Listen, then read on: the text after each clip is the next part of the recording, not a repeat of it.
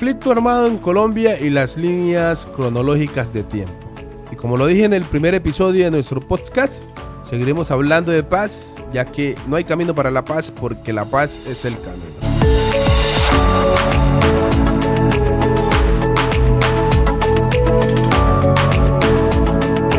Hablar del conflicto armado y de paz requiere sumergirse en el pasado, recordar las líneas de tiempo, los actores principales, sus esfuerzos e intentos para lograrla.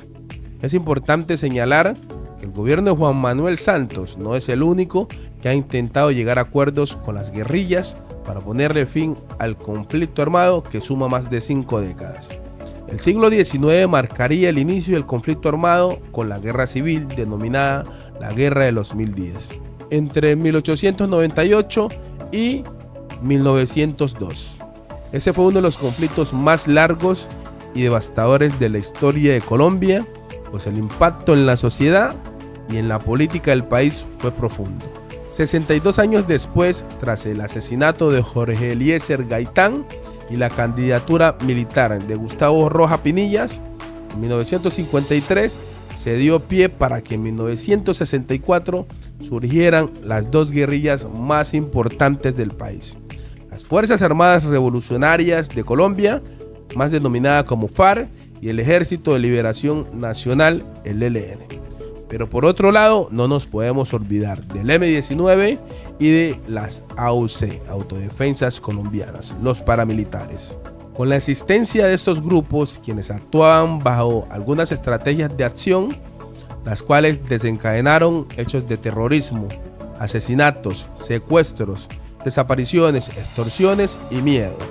Hechos que también dejarían marcas incurables en la sociedad y obligaban al Estado colombiano y a sus mandatarios de turno a actuar con responsabilidad y buscar estrategias que permitieran de alguna manera garantizar la seguridad y la tranquilidad de los colombianos. A partir de allí se han venido estableciendo negociaciones para ponerle fin al conflicto armado en Colombia.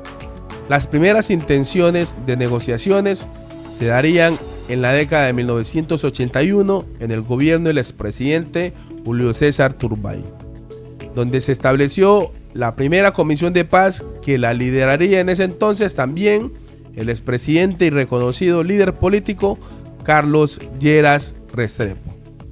En 1982, con el entonces presidente conservador Belisario Betancur, se inició una negociación de paz, pero que aquí las FARC ya cambiarían de nombre y se denominarían las Fuerzas Armadas Revolucionarias de Colombia, Ejército Popular, FARC-EP, que contaban con más de 3.000 hombres.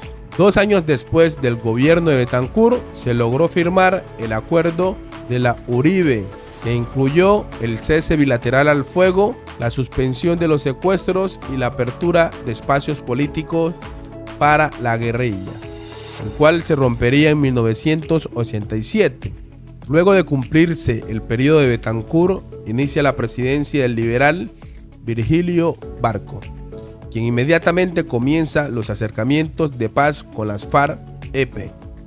Es importante mencionar que en esta etapa la FARC conforman el partido político Unión Patriótica en alianza con el Partido Comunista Colombiano, líderes indígenas, agrupaciones de estudiantes y dirigentes sindicales.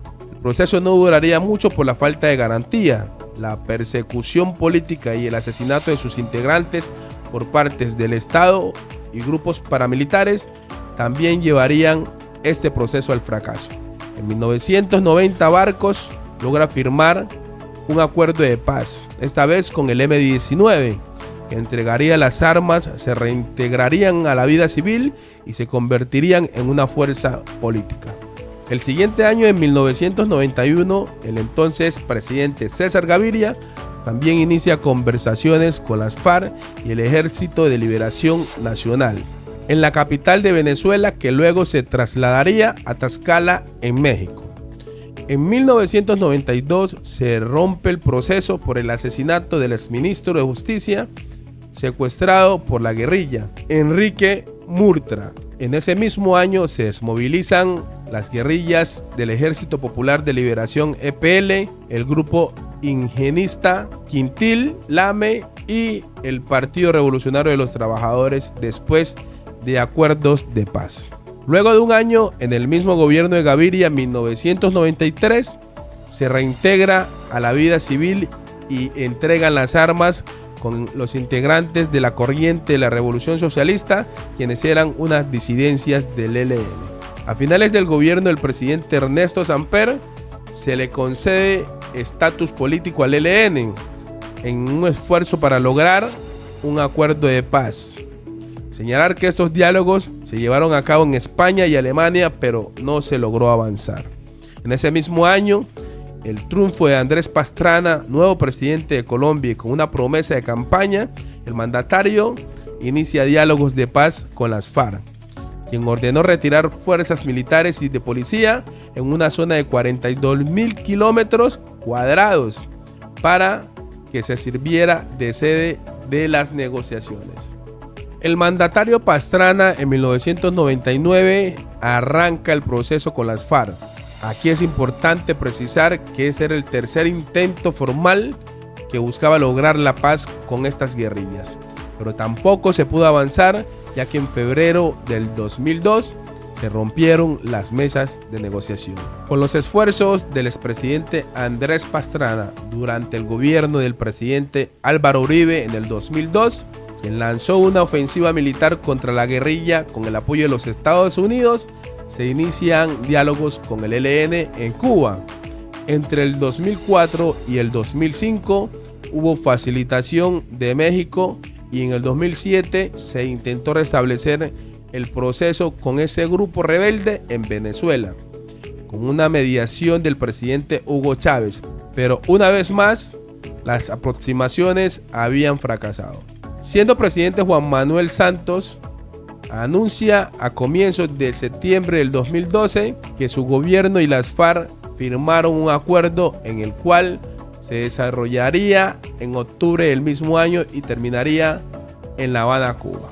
Este último intento por lograr la paz con un plebiscito a favor del no y contra todo pronóstico, el gobierno de Santos pasaría a la historia el 26 de septiembre del 2016, pues se habría hecho realidad la desmovilización y entrega de las armas de las Fuerzas Armadas Revolucionarias, más conocida como las FARC-EP. Con estas últimas negociaciones se pensaba que el conflicto en Colombia había terminado, pues la guerra dejaría pérdidas irreparables. En su informe Ya basta Colombia, Memorias de Guerra y Dignidad, encabezado por el abogado y filósofo Gonzalo Sánchez, uno de los más reconocidos violentólogos del país, reveló la verdadera cara del conflicto armado y sus consecuencias. Las cifras eran alarmantes. Por lo menos más de 220.000 muertos dejaron el conflicto armado en el país. Yo creo que a pesar de todos los esfuerzos que se han hecho para lograr la paz, en Colombia, sus habitantes aún siguen sufriendo los flagelos y las consecuencias de la guerra. Y es aquí donde debemos reflexionar y nacen tres interrogantes. ¿Qué tan viable es el camino de la paz en un mundo que se debate entre dos vertientes ideológicas claramente antagónicas? Conocer si los acuerdos firmados en el 2016 con las FARC prestaron las garantías suficientes para que se acabara el conflicto armado con este grupo. ¿Y cuáles serían las consecuencias o repercusiones ahora en la actualidad en el caso de no haber brindado en su totalidad las garantías a este grupo?